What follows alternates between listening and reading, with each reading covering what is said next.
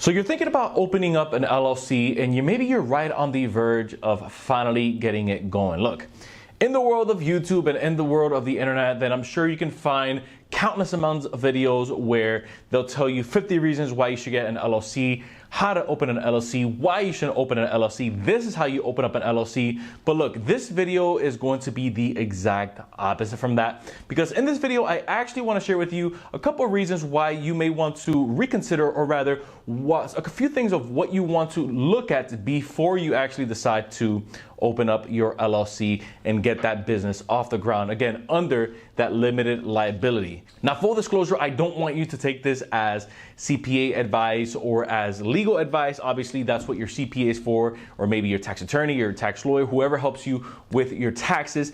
But I at least wanted to put this in front of you so that you can maybe receive a little bit more information before you decide to pull the plug on opening up that LLC, so that way you know exactly what you're getting yourself into. Now, something else that I also did want to mention is that in no way, shape, or form am I against anyone getting their LLC. I think it's a great tool to use, especially as you're scaling multiple businesses, but you have to understand why an LLC is put into place to begin with and how to properly use it in its actual function before you go out and you start spending money on something that you may not have an idea of why or how it actually works. So with that in mind, let's jump into the first preconceived notion, or really the ideology of why some people get an LLC or open an LLC, but really it's the wrong reason, or really the wrong psychology behind that. And that's going to be they're opening up an LLC because they think that they are going to save money in taxes, or because they think that it's a tax saving tool. And that actually couldn't be further from the truth.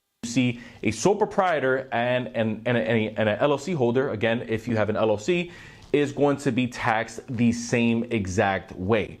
Now, if this is maybe the first time that you hear this, then again, you clicked on the right video, because this is going to save you a lot of time, money, and effort on the back end. So if your intent was to save money on taxes just by opening up an LLC, then this first reason is for you. Now, that's not to say that you can't save money on taxes, but you would have to restructure the way that your LLC is designed. So let's say that you're netting an extra $30,000 or $40,000 off of your business. At that point, you would have to fund that, or really put that through an S Corp running through your LLC. But at that point, you will completely change the structure of how the LLC originally works when you first get it. Now, one of the biggest reasons why people get LLCs, and in this case, you would actually find benefit of it, is it actually separates you from your business assets, and then it separates your personal assets. So in a nutshell, here's how this looks. Let's say that you have your LLC in place, right? And let's say, for the example, you are a baker. On this side, you have your personal assets. On this side, you have your LLC. So let's say that you have your house. Let's say that you have your vehicle. Let's say that you have $10,000, $15,000 in your personal savings, right? When you're running your funds through the LLC, and when you're separating the LLC assets from your personal assets, this right here is the hedge of protection that you actually get, which is where the name comes from. It's a limited liability, meaning you are liable for a couple of things. You're not completely unattached from getting sued, or you're not completely unattached from getting taken to court, but you do separate these items right here. So let's say that you have an office lease contract under the LLC. Let's say that maybe you purchased a building, and for whatever reason, someone, let's say again, you're a baker, and someone sued you due to allergy reasons, right? You maybe put walnuts into their muffins, and they told you that they were allergic to it, and you catered to maybe their luncheon, or you catered to their office meeting. Someone ate something that maybe they put on the order that shouldn't have been there. At that point, they can come after the business, but they wouldn't necessarily come after you personally.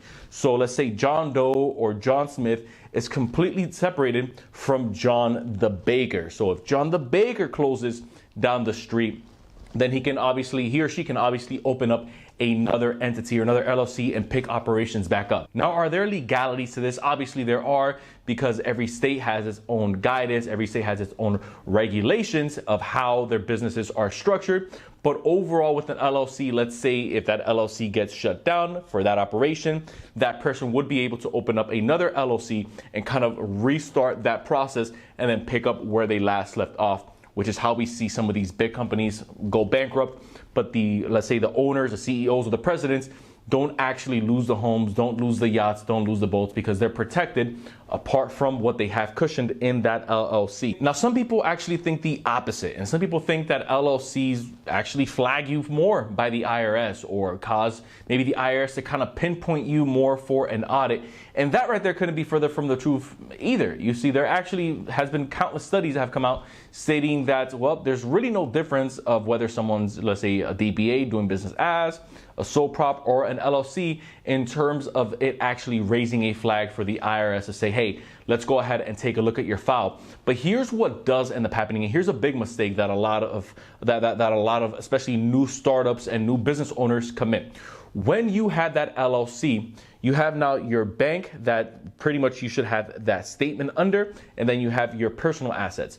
Usually when you are operating as, let's say, yourself, you're doing business as yourself, you can kind of commingle the funds. It's not the best business practice. Obviously, you have your personal checking, you have your personal savings, and then you have the business funds coming in, but it gets commingled, right? But when you have the LLC, it actually puts a new level of accountability on the business. Meaning, if you have an LLC and if you are now structuring your business as a business, then that means that you have to treat it accordingly, and you actually have to start treating that business as a business. Meaning, there shouldn't be any more commingling between that LLC account. So let's say Baker XYZ going into John Smith account and vice versa. All the funds should be getting wired into that LLC account or that business banking account that you opened up through or with your LLC versus it going through your personal account, which is also something that could actually raise a red flag, where I can see how now that kind of makes sense of why someone would think that, okay, this is going to raise a red flag with the IRS if that starts to commingle and if they start asking for my bank statements and these questions start popping up. Why were, let's say, you paying rent with your business? Why weren't you paying your rent with your personal funds and vice versa, right? It just gets messy, and obviously that's when a CPA steps in and helps you out. Which brings us into our last 2 points here, and we're gonna bring these two together because I think they kind of play off of each other. Starting an LLC isn't so much just about getting a pretty name or starting off with, this is the name that I want because it's going to make me look cool or it's going to make me feel good about my business. You see, there's actually more to that, and there's more cost that goes along with it. This is why you should try to see if you can run some sort of a cost analysis when you're starting your LLC, because this is going to help you out. Okay, do I live in a state, and this is important for you to know, do I live in a state that has some type of franchise fees? For example, in California, it's somewhere around $800 a year, whether you profit or you don't make any money at all. So it's not just, let's say, getting the LLC off the ground. It's not just visiting the attorney to help you form the LLC, or maybe contacting a tax professional to help you out with that. That can range anywhere between $200 to maybe $15, maybe even $2,000, depending on where you live, depending on how much that professional wants to charge you. But there's also recurring costs that come along with it, which now takes us into the final piece of that two-piece approach right there, and that's this. Remember what we mentioned earlier. When you have the LLC in place, you now have to behave and act according to how your business is structured. Whether you're a baker, whether you are a consulting agency, whether you're a brokerage, whether you sell real estate, whether you maybe do designs for shirts, whatever that looks like for you. Here's why this is important. Once you start to scale your business and once you start to sign leases and get under contracts, whether you're purchasing property or maybe you're getting into certain manufacturing deals with companies, it's important that you start to sign off the contracts that you have and you read them verbatim according to what fits your LLC.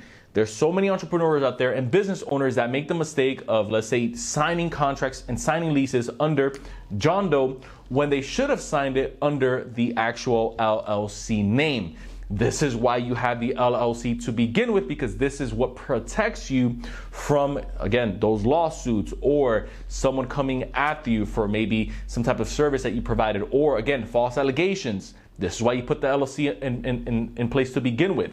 Remember, the LLC is not put there as a tax strategy. The LLC is put there as a protection and a hedge of protection type of strategy. So there you have it again. An LLC is a great tool, especially as you are scaling multiple businesses and as your business continues to grow and you start to bring people on board. And if you eventually want to transition into that S-Corp approach, you can definitely do so. If you found value in this content, make sure to hit the subscribe button down below, join the official community. Don't forget that anytime we're not posting on here, we're posting over on the Inside with Irv show. So if you like what we have going on over here, you'll love what we have going on over in the podcast. Once again, I appreciate you guys checking us out. Until next time, everyone, I will see you in the next video.